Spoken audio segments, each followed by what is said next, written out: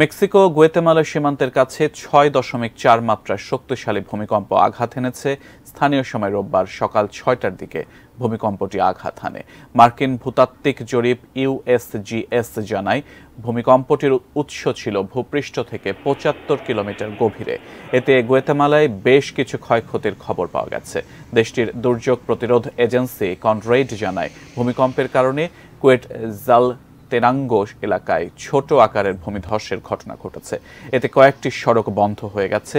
সান Marcos এলাকার একটি হাসপাতালের দেয়ালে ব্যাপক ফাটল দেখা দেয়।